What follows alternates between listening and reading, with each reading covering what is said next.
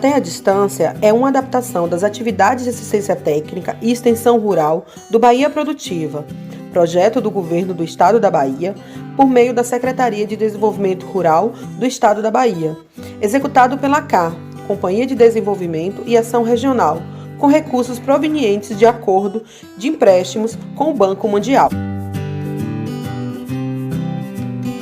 Olá, turma, tudo bem? Eu me chamo Gélia, faço parte aí da equipe de ATER, do Instituto Mãe Terra, que atua aqui na Costa do Descobrimento. A gente está dando início agora a mais uma videoaula. A gente vai fazer essa num formato diferente, mais um bate-papo, mas com conteúdo bem legal. A gente vai falar sobre as vantagens e desvantagens da agricultura familiar para o homem e a mulher do campo. E como convidado, eu tenho aqui Altemar Felberg. Ele vai se apresentar e vai contar um pouquinho dessas vantagens e desvantagens para a gente. Seja bem-vindo, Alter. Olá, Gélio. Olá a todos que nos assistem. Eu primeiro agradeço pelo convite aí e a oportunidade de tratar de uma questão que é tão significativa e emblemática para o nosso território, que é a agricultura familiar. Eu me chamo Altemar Felberg, eu sou um dos fundadores do Instituto Mãe Terra, uma OSC sediada aqui em Porto Seguro, né, que protagoniza ações de desenvolvimento sociocultural desde 2006. E também faz parte do programa de pós-graduação em Estado e Sociedade da Universidade Federal do Sul da Bahia, estudando aí as temáticas de participação política e social a partir do contexto indígena. Pois bem, falar da agricultura familiar é primeiro falar da importância que esse segmento significa para o nosso território, né? A agricultura familiar, conforme os dados oficiais aí, ocupa, para vocês terem ideia, o primeiro lugar na produção de caprinos e o segundo lugar de produção de ovinos a nível nacional, representando aí só o estado da Bahia 90% dessa produção. Então, a agricultura familiar é bastante significativa do nosso território e é fomentada em todos os projetos desenvolvidos pelo Instituto Mãe Terra, né? Ela é transversalmente provocada, né, independente do projeto que a gente está executando. E aí hoje o objetivo aqui é a gente falar de algumas vantagens e benefícios da agricultura familiar para o homem e a mulher do campo.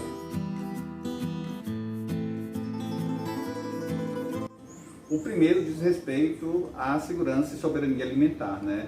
Então a agricultura familiar ela tem muito esse papel de garantir os meios de sobrevivência a famílias de baixa renda que vivem em contextos de vulnerabilidade, mas que encontram aí, através, né, da cultura de subsistência, o feijão, o milho, a mandioca, a criação de pequenos animais, meios para garantir o sustento de suas famílias, né, e garantir aí uma boa qualidade de vida.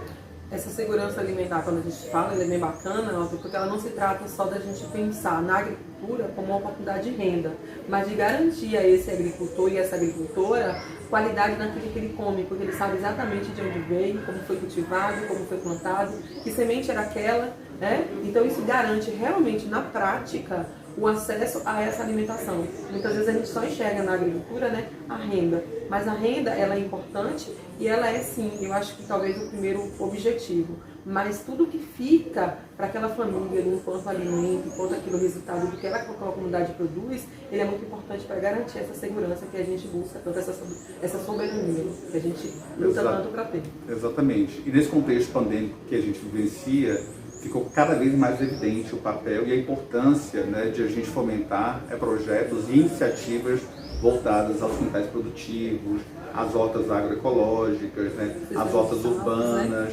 porque isso é o que vai garantir, de fato, que aquela pequena família em uma situação de vulnerabilidade extrema, eventualmente sem condição de comercializar os seus produtos, tem ali, né, volta no seu entorno, no seu espaço de vivência, condições mínimas de garantir ao menos o sustento de suas famílias. Então a gente vive um momento bastante incerto, né? A gente não sabe o que vem a seguir, a gente espera essa baixa da curva da Covid-19 aqui no nosso território, em que as famílias, né, sobretudo os agricultores familiares, vêm sofrendo de forma bastante significativa, né, impossibilitados de comercializar os seus produtos nessas feiras populares, em virtude de evitar aí a aglomeração, o risco de contágio e de propagação do vírus. Então, essa é uma das vertentes que o Instituto Mãe Terra espera fomentar daqui adiante, que é o que a gente chama de a revolução dos quintais, né? Eu acho que essa é uma temática super importante, é um grande tema do território e a gente, enquanto instituição que tem um papel de protagonismo e de compromisso com esse território, a gente vai empreender e divulgar, né, a importância dessa estratégia.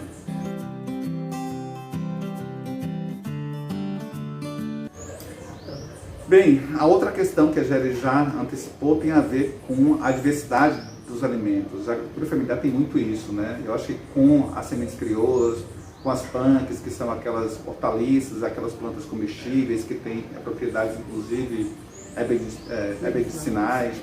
Então, essa diversidade de alimentos é muito por conta disso. Há uma semana atrás eu estava assistindo um documentário que estava retratando da diversidade de alimentos do Peru e eu fiquei encantado com a diversidade de batatas, inclusive, né? Mais de 2.500 espécies de batata. Então, quando a gente fala também de agricultura familiar, a gente fala de a gente garantir a segurança, inclusive, dessa diversidade, né? É por isso que a gente destaca a importância dos povos tradicionais do território na guarda, né, dessa riqueza, desse banco genético e o quão isso pode significar futuramente aí para a diversificação da agricultura familiar e daquilo que vai para a mesa do brasileiro. Na verdade, é preservar um saber, é uma forma de cultivar, de garantir que futuras gerações tenham acesso ainda a isso, né? Eu acho que o bacana exatamente é isso.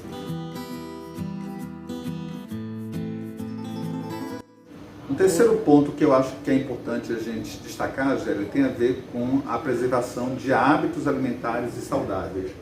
Quando a gente fala de agricultura familiar, a gente fala de uma alternativa de produção, né? De uma produção de alimentos que privilegia, como você mesmo diz, esses saberes alternativos, né? É o saber cultivar, é o saber lidar com essa planta, com essa hortaliça.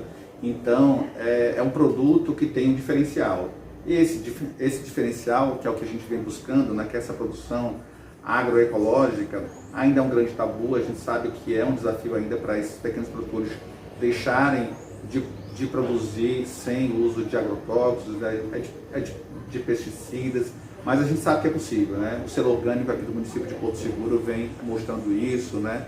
A rede Povos da Mata vem divulgando essa estratégia aqui no nosso território de que é possível produzir com qualidade, né, em larga escala, e que o valor agregado a esse produto também se traduz em benefícios, inclusive para a comercialização, porque os produtos que possuem uma qualidade de produção, né, sem o uso de agrotóxicos, ele tem um valor agregado no mercado, né? É verdade. A gente tem como exemplo, dentro do projeto, a Aldeia Xandó, que já vem participando, que vem já há mais de um ano produzindo alimentos orgânicos, já sem o uso do agrotóxico, através de uma alimentação, da busca por essa alimentação mais saudável, né? Então, esse projeto tem incentivado realmente esse tipo de produção e a gente tem oportunizado também estratégias, ferramentas, produtos, biofertilizantes, que é exatamente para diminuir o acesso e em alguns lugares mesmo a gente neutralizar o uso do agrotóxico. Até para a gente poder garantir o que a gente colocou primeiro como segurança alimentar. Se a gente tiver um produto de qualidade, significa que aquela família não vai ficar exposta a tantas doenças de hipertensão, doenças voltadas ao diabetes, obesidade. Então, tudo isso vai facilitando. A gente percebe nas pântries isso, uma coisa interessante é que quando a gente oportunizou os primeiros acessos a essas plantas, principalmente as comunidades indígenas, elas já detinham conhecimento do que era aquela planta e para que ela servia, mas deixaram de consumir muitas vezes pelo acesso ao supermercado, acesso aos produtos industrializados. Então a gente percebe, na verdade, que foi um primeiro momento de uma conquista de autonomia, de fazer escolhas, mas eles estão também agora buscando isso, resgatando e fortalecendo. A gente já percebe que muitos agora, com a solicitação de alguns vídeos das comunidades, eles têm mandado. Então, assim, passaram a cultivar aquilo que muitas vezes era um matinho, agora está no vaso. e já pegou a mudinha e já doou para a vizinha, uma bedoega, seja ali uma hortaliça, às vezes que não está tão comum no nosso dia a dia, como a taioba, que fazia parte da alimentação e com o tempo ela foi sumindo, voltando também, a araruta, o mangarito. Então assim, a gente percebe esse fortalecimento dentro das comunidades a partir dessa disseminação, dessa disseminação do conhecimento, da importância disso, né, para essas comunidades. Esse acho que é um aspecto super importante, que é o aspecto, né, de garantir essa diversidade cultural. Eu acho que as comunidades de povos tradicionais do nosso território, a partir daquilo que ele produz, daquilo que ele consome, também é um mecanismo de afirmação cultural, né, de dizer que a gente tem esse diferencial no modo de produzir e de consumir alimentos.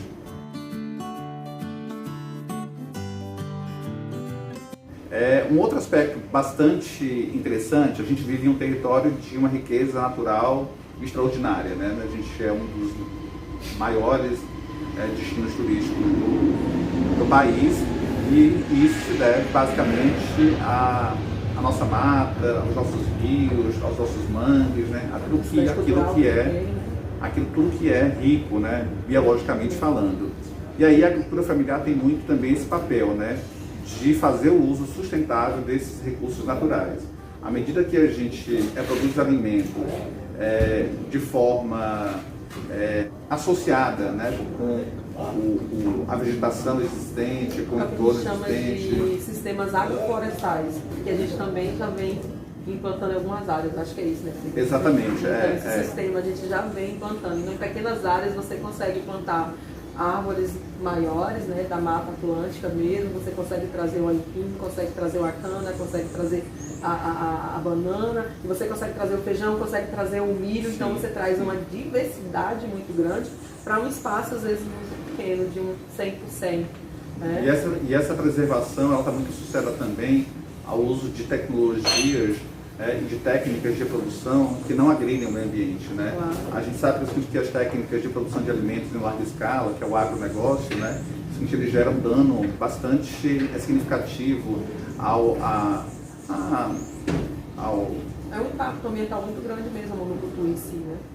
E aí a agricultura familiar, né, pela forma como é conduzida, como é produzida, ela tem esse papel de garantir a preservação dessas condições ambientais, desses espaços de vivência onde vivem esses agricultores.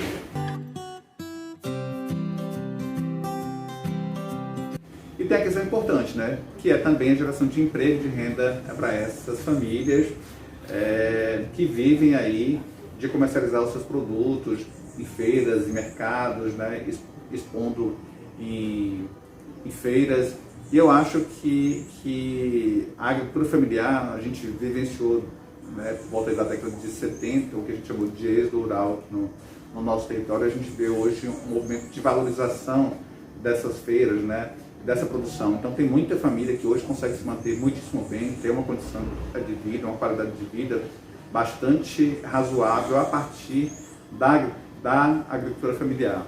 Eu costumo dizer que eu sou de uma família de agricultores familiares. Todos os meus irmãos, os meus sobrinhos, eles vivem dessas feiras. Todos eles têm uma condição material muito bacana por conta disso. Eles produzem o leite in natura, os ovos a partir da criação de galinhas, a mandioca, o limão, o milho. Então, essa forma de produção e essa valorização da cultura das feiras no nosso território tem garantido aí emprego, ocupação e renda para o homem e a mulher do campo, fazendo com que a juventude, inclusive, se sinta mais confortável em permanecer no campo. Eu acho que esse é um dos papéis importantes também da agricultura familiar, que é despertar no jovem, que antes, quando completava 16, 18 anos, sentia a necessidade de sair de sua comunidade para arrumar emprego fora, na zona urbana, agora vê uma possibilidade de se manter, de levar a sua vida a partir do cultivo da terra. É uma perspectiva para esse jovem, né? A agricultura familiar se tornou pode ser a garantia de uma autonomia financeira no futuro. Então ele já não precisa buscar um emprego fora, ele já tem ali dentro, e com isso ele pode melhorar toda a estrutura, toda uma cadeia que tem ali. A partir também do acesso a cursos, a capacitações, a formações continuadas, esse jovem pode hoje continuar. dentro desse espaço que é a zona rural, dentro da sua família ali, que a gente chama de agricultura familiar mesmo. Ok, essas foram aí algumas vantagens da agricultura familiar. A gente espera que vocês, né, tenham apreciado os pontos que a gente aqui abordou. E a agricultura familiar é uma das grandes bandeiras do nosso território, do Instituto Mãe Terra, e é algo que a gente quer fortalecer, amplificar aqui na nossa região. A gente agradece aí a presença de Altemar, né? Foi muito importante esse bate-papo. Eu acho que se a gente conseguir com que essas conversas, esses diálogos e essas videoaulas que a gente tem produzido cheguem realmente aí dentro das comunidades, eu acho que a gente vai produzir uma reflexão, um diálogo muito bacana. Eu agradeço aí a todos. Obrigado. Obrigada, Alta. Nada.